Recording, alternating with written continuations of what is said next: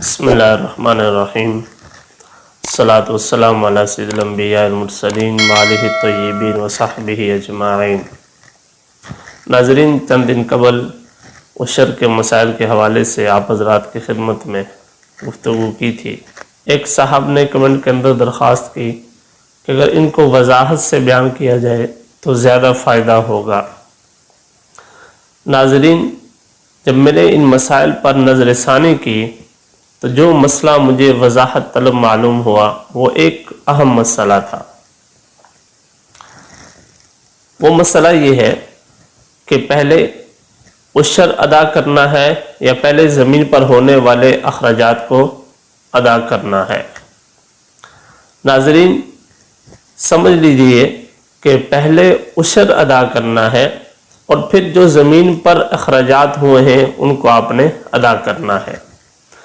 مثال کے طور پر عموماً ہوتا یوں ہے کہ جو گندم کٹائی کرتا ہے اس کو بھی اس کے عوض میں ہم گندم دیتے ہیں۔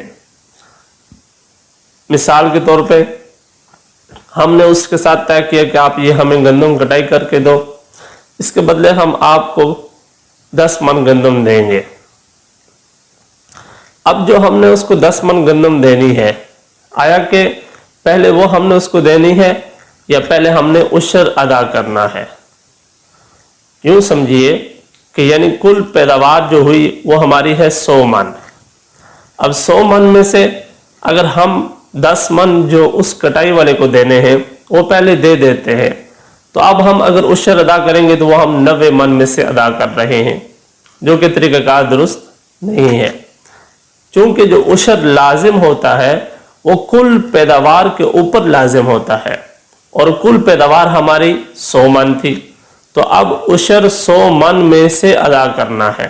100 من پیداوار کے اوپر جو عشر لازم ہوتا ہے وہ ادا کرنا لازم ہے، نہ کہ 90 من میں سے عشر ادا کرنا لازم ہے۔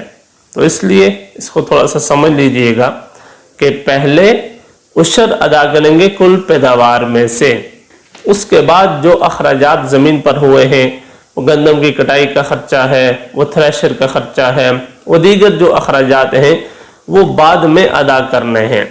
تب جا کر ہمارا عشر صحیح طریقے سے ادا ہوگا کہ گندم کی جو کل پیداوار ہوگی پہلے اس کا عشر دیں گے، اس کے بعد باقی اخراجات کو نکالیں گے۔